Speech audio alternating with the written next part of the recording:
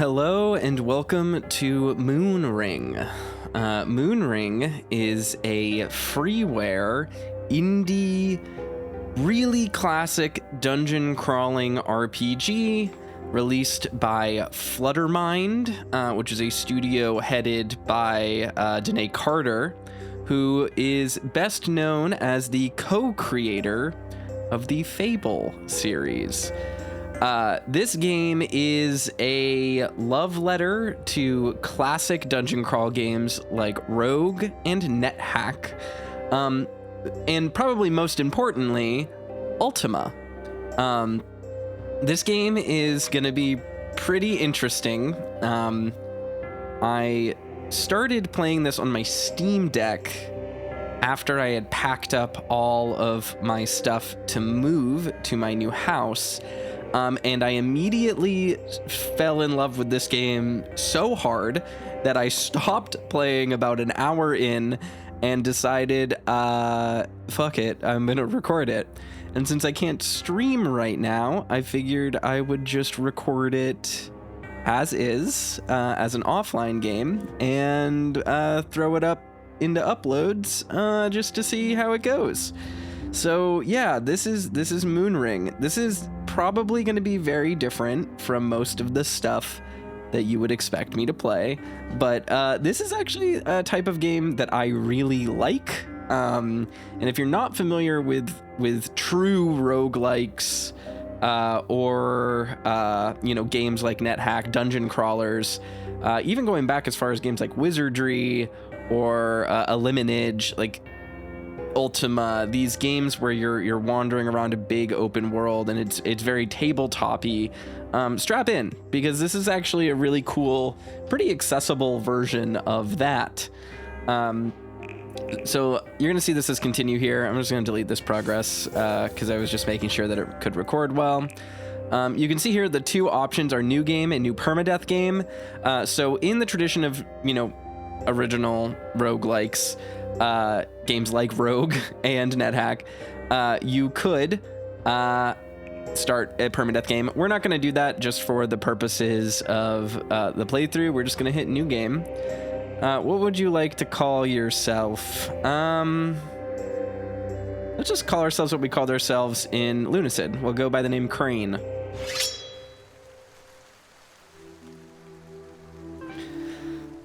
All right, so this is the starting screen of Moonring. As you can see, there is a kind of UI here to the left, a bunch of different hotkeys that we could use, different versions of interactions that we can do. We can target things, we can turn on and off friendly mode or safety so that you can, kill friendly NPCs or what have you. We have these bars up here, which I'll explain later. And then obviously our health, our defense, our mana, how hungry we are, the fuel in our lamp. I'm not actually sure what this one is. I never really puzzled that out. I think this might be our dodge chance and our ammunition count. So yeah, let's get into it. Movement. You can move by pressing the cursors or the WASD key. You can hold the left mouse button while pointing where you want to go to kind of walk in that direction, or you can wait a turn by pressing space. So this is going to be a grid-based game where you walk by moving into things. And you're on a tile system, so every single move is an action, and it takes a set amount of time in the game world to occur. Bumping. You can interact with signs, doors, and other objects by moving into them, colloquially known as bumping. So we just walk into that door. So you can see like Crypt of the Necrodancer or Dungeons of Dreadmore or any of those types of games. Enemies only move really when you move because it's like a set amount of time passing. Interaction. You are interacting with a friendly character. The enter key does different things, depending on the situation. The icon highlighted on the left of the UI shows that pressing enter will talk to the target. In many cases, clicking the target is the same as pressing enter. We will do that in a second. First, I want to grab this book. You find a book titled Ancient Siberune 6. One word catches your eye, Era, which means fortress. So you can see here these little white sections on the bookcase tell you that there is a book to grab. The shelf contains books on mushroom farming and animal husbandry, as well as a log of the farm's finances. Large potion of healing. You pick something up. You can bring up your inventory at any time by pressing I or by pressing escape or right-clicking and moving the cursor to the inventory tab. So you see here, there are all of these options. You can cycle through them, or you can just press the button. Up and down keys will scroll through your inventory and let you read some item descriptions, my favorite. So, dagger, a weapon of last resort, neither advantageous in reach nor force, but light enough for even the weakest hand. You can see that items we have equipped are marked with this little plus sign. Rock, a small, smooth volcanic rock suitable for throwing. Cap, a woolen cap useful for keeping the head warm during cold Calderan weather. So the place we live in must be called Caldera. Either the continent or the country. Cotton tunic, a simple woolen tunic worn by most Calderans. Leggings, simple woolen leggings, most popular Calderan legwear. Amber ward, an iron cage holding a chunk of warm lumicite. Applying amberbane oil causes it to glow and dissipate nearby amber. Closing the shutters helps to conceal one's presence. The inventor, Tharteus Roche, died some 50 years after the Cataclysm, but his legacy lives on. Okay, so there was an event called the Cataclysm that must have made a pretty massive impact on the world. Perhaps that's the source of this mysterious amber, whatever that is. Bright fruit, a crisp white fruit which tastes sweet. Being ripe, it will one day rot like all things. Large potion of healing. A bright red potion in a large bottle. It tastes of copper and fills the body with a greater healing light. The more squeamish refuse its benefits. Amberbane ward oil. A red oil harvested from sea thrashers, which evaporates and pushes back amber when applied to the warm crystal chunk in a lumicite ward. In cities, the oil is usually kept under lock and key due to being highly flammable. Camp kit. A flint, steel, and small bedroll, which can be combined with 10 kindling to create a campsite in a suitable environment. Lifestone, an area healing technology from the Siberune era, in the form of a translucent white faceted stone filled with swirling motes of dark blue. Considered an invaluable tool by those who follow the Lords of Dust, with their strange aversion to witchcraft and its curative potions. So this is interesting. Siberune era could imply the time of the Siberune, as if the Siberune is the ancient precursor race or denizens of this land, which is, I think, true. We kind of just learned that from that book that we read, but we also know that the word era means fortress, so it could be from the Siberune fortress or time period. I think it means time period. And then kindling, a thin dry stick, little use alone, but if enough have been gathered, they may be combined with a camping kit and used to start a campfire. So you can go through your inventory here by sifting through them. We'll definitely need to do that. As you can see here, we have our character sheet. Physical, 5 to 10, critical hit chance, 10%. We don't really have stats right now. It doesn't seem like we really have a way to influence them right now either, because we're just equipped with everything that we have.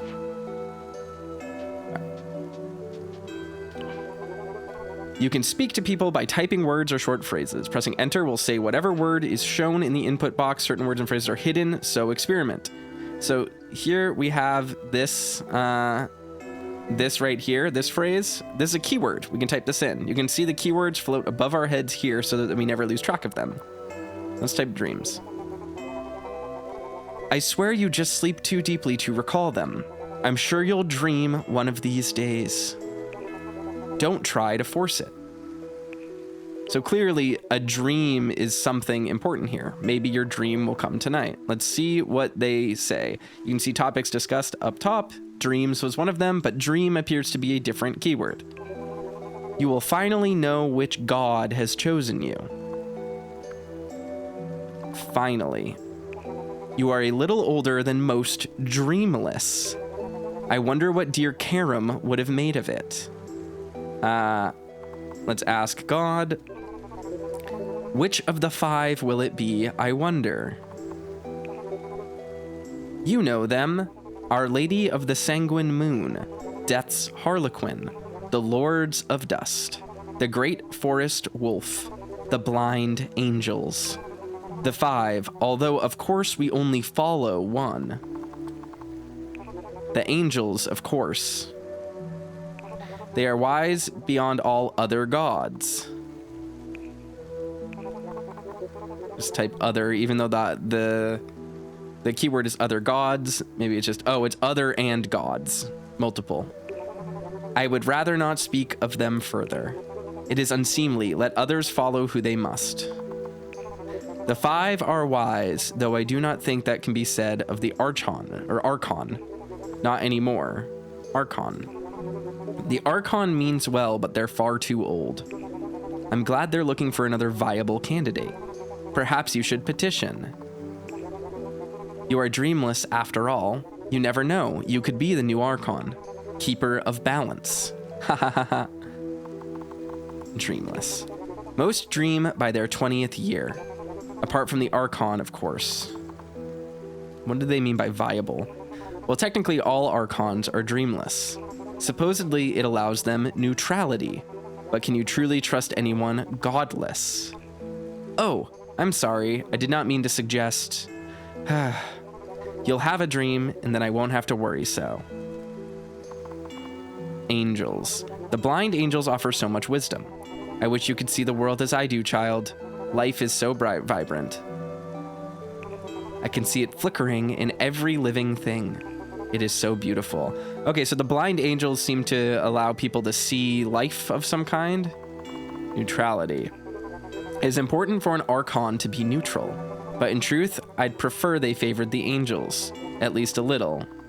What does neutral mean? I believe the angels are always right, but I know others feel different. It would be chaos without an arbitrator like the Archon. I suppose that is why the Archon is so important. Eloed has not spoken in public for weeks. That is unusual. I wonder what it means.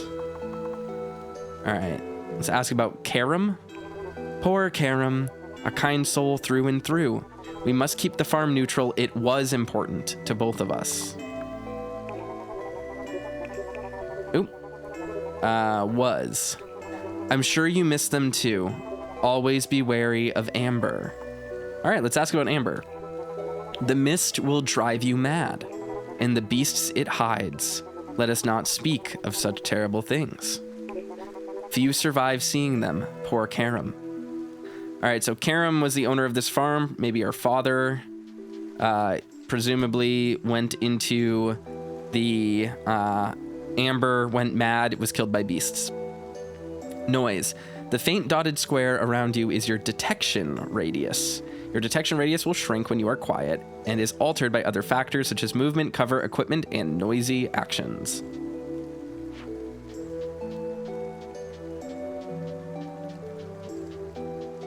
Let's look around. North Hawkthin Family Cemetery. Are we Crane Hawkthin then? Our name is thematic. The grave reads, to my beloved Karam, Amber took you from the world, but not my heart. Okay, so Solera must be Karam's lover. And maybe our mother? Or our guardian of some kind? The grave reads, Mr. Kibbles, you hated everyone. We loved you regardless. This is the cat. The grave reads, Grand Hawkthin at rest at last. Need graveyard key. Okay. Ooh, look at this. So there's a chest in there, but it looks like it's hidden. If we go in here, sometimes even familiar things such as walls may hide secrets. Look for anomalies and bump into anything that looks different. As you can see, slightly different pattern from the rest of the walls. It's actually a secret door, but we need a tiny key to get in.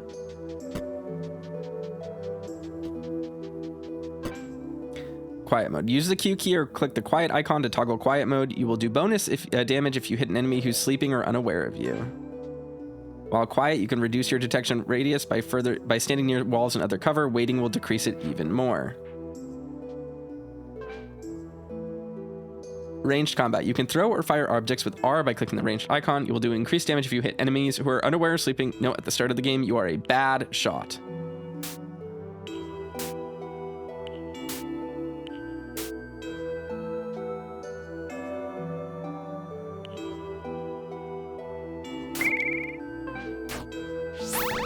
There we go. All right, so we wasted some of our rocks, but it's fine. We picked up some more now. All right.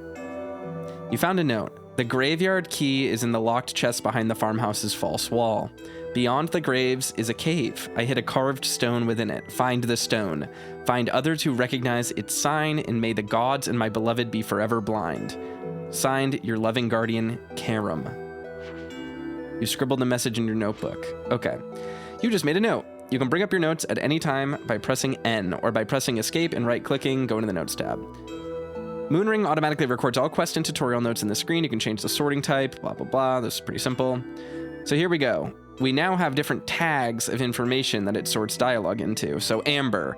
Amber is a thick mist which covers parts of the Calderan countryside and causes madness. It also hides terrible creatures. So it's not going to give us new details. It's going to categorize all information that we have obtained. So this is all about the gods. There are 5 gods. The gods are all of their names. The dreamless are rare. The dreamless are rare, but all Calderan archons are dreamless. Blah, blah, blah. We have access to all of our tutorials here. Very convenient. Combat, inventory, etc. Things that we can access. So we were slowed because we just walked into the web, but we're fine. If we had walked into that web, it probably would have alerted the creepy bug that was in there. All right, so let's go behind the false wall. The key unlocks a chest and crumbles to dust. We got the graveyard key. A rusty key on a loop of rotting string. It has clearly not been used in quite some time. You remember that it opened the back gate of the family graveyard at Yarrow Farm.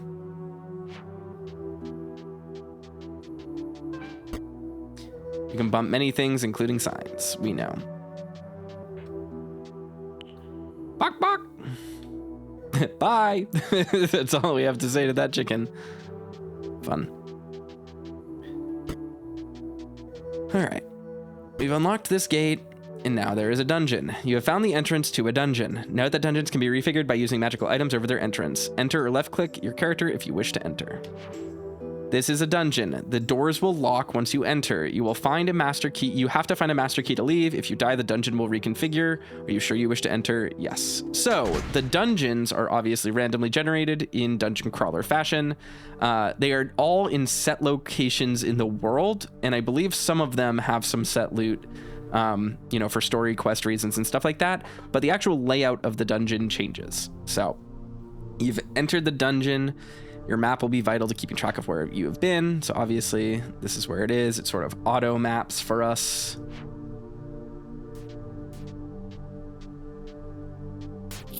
All right, 74 Guineas. So Guineas is the gill, the gold of this universe. Blackwater Draft.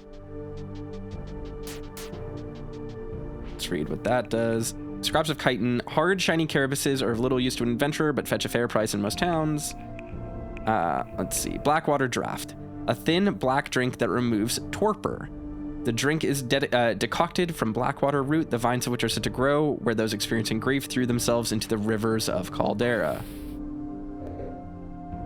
You are affected by a status change. Flashing icons in the status area tell you what the effect is. The effect will wear off over time and vanish when the bar behind the icon reaches the bottom.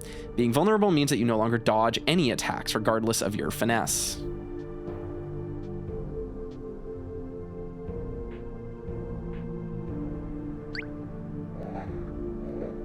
All right, let's ranged attack this bat. Come on. There we go. You've been hit. Don't worry. It only affected your poise, which will recharge when you're clear of enemies. Being hit stops you from being quiet. So as you can see, this is our armor, our poise. As we have poise, we take no damage. So as long as we keep that poise meter up by kiting enemies and navigating intelligently, we actually can't take damage to our health. Obviously, okay, that's, what is that? It's curious about me. Let's see. What are you? Oh boy. Oh, it does a lot of damage. There we go. try to hit it. There we go. And as you can see, I took some damage into my poise, but it didn't break my poise, so I didn't take any health damage. This place seems sketchy. Damn it. Okay, my poise is broken, and we almost got cornered because of an enemy hiding here. So you can see here now, we finally took some health damage. But poise regenerates even when it's broken. We just need to get out of combat for that to occur. There we go.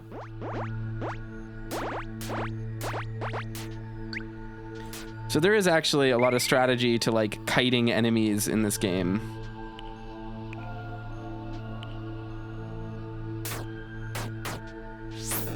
There we go. 451 guineas, nice. Guineas. So we actually, we have a pretty solid amount, 625 gold already. We just have to survive this dungeon, which is a little bit harder than it might seem. I'm clearing out this grass just so that nothing slows me as I'm walking through. We'll just wait.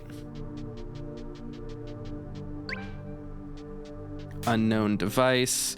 Some objects are too complex for their purpose to be or usage to be obvious. Items such as these require the use of a Rosetta device before they can be used.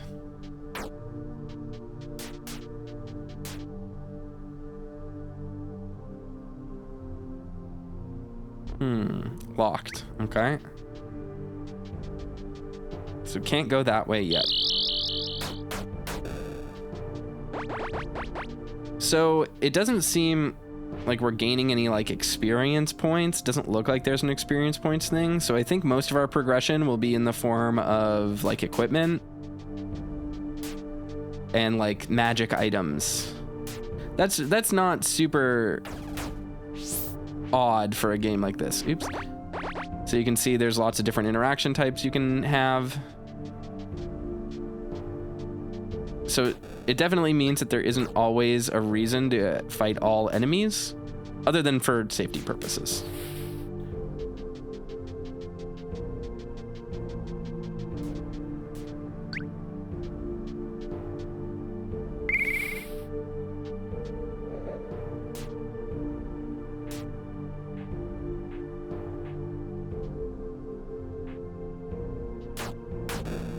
Got it.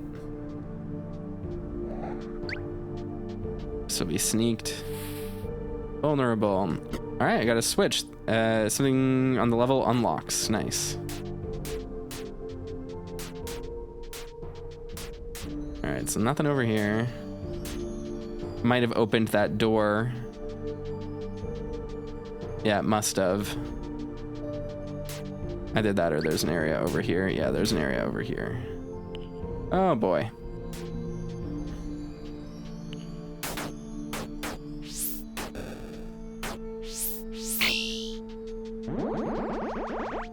So we just gotta run. Play hit and run and we're fine.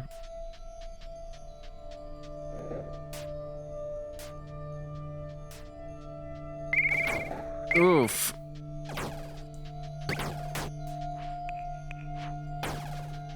Getting eaten alive here.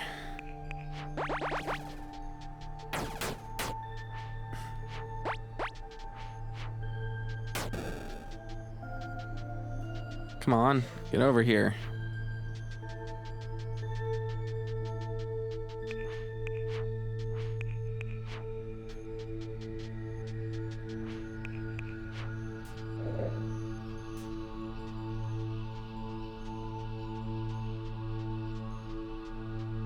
All right, that thing's not gonna try to attack me, so we're good.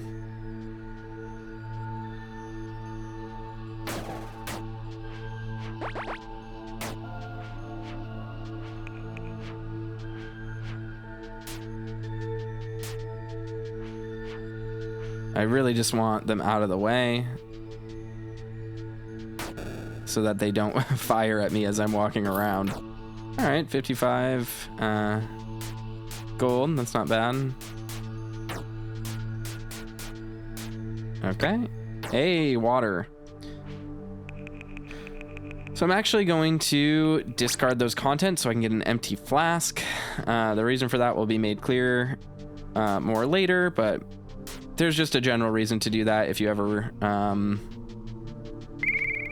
are exploring a dungeon. Just because there are liquids and stuff you can fill in.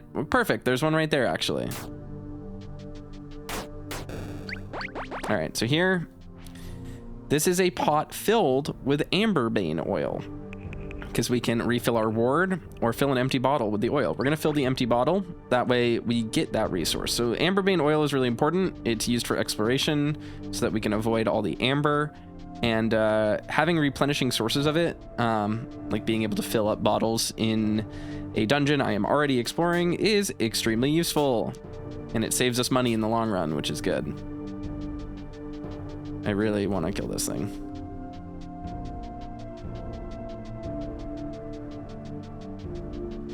Come on, dude.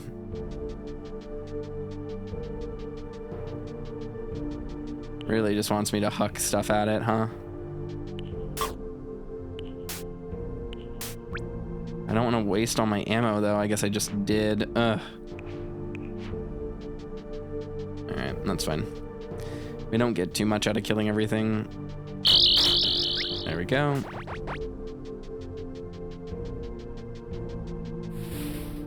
Now, do we have everything we need here? Oh, God. We really gotta kite this dog.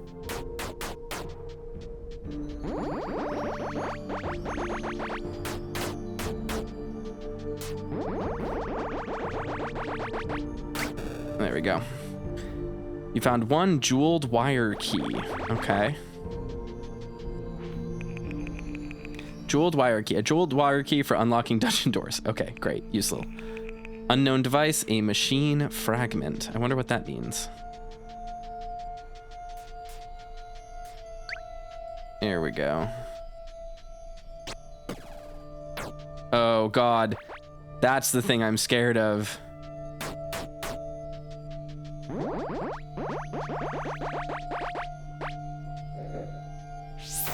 Oh, so much damage. Poise broken, gotta run. Poisoned. And low health. All right, do we have an antidote? We do. Drink.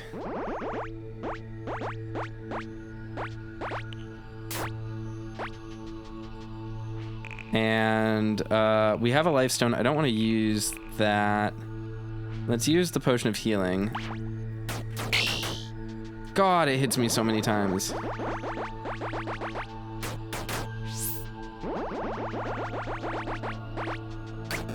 Yay, we killed it. Found one chest key.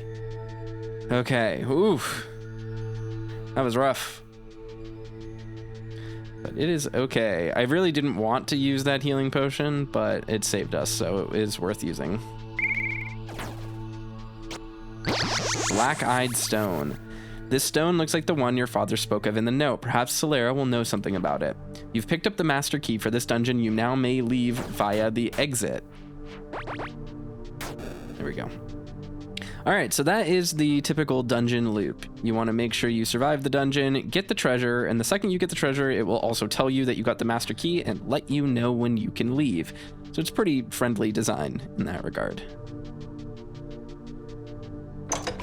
There we go. And now the dungeon is cleared. You insert the master key into the door at the top of the stairs. The key turns to dust as the doors open to the outside world.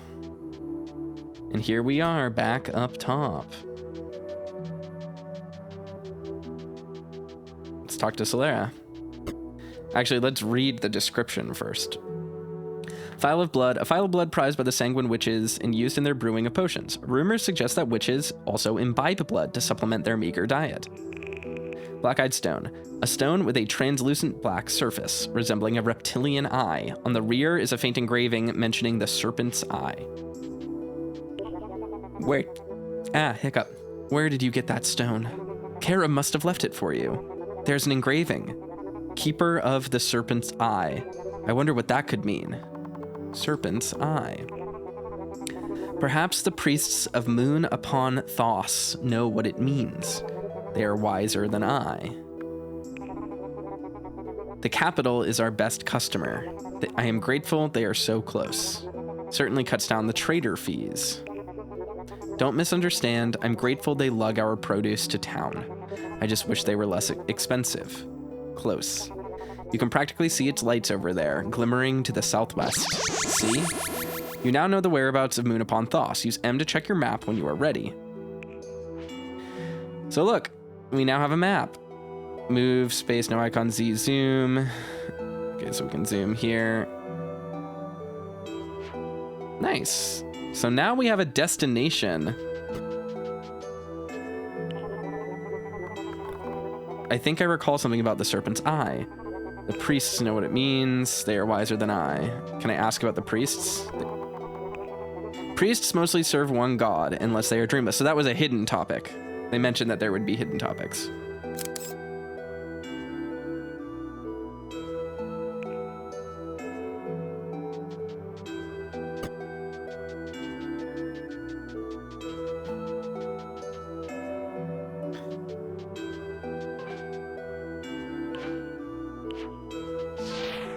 All right.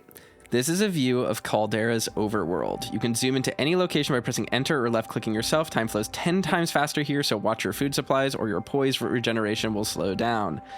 Oh, yeah. Maybe we should go back here and sleep before we leave so that we can get some health back. Let's do that. That sounds like a good idea. There we go. Now we'll set off for Moon upon Thos in the southwest. Now that we have all of our energy, we should probably eat food as well real quick before we set off. Let's do that. So we ate a bright fruit. We're at almost 100% hunger, or 100% satiation, I should say. And we have full health. We are ready to go.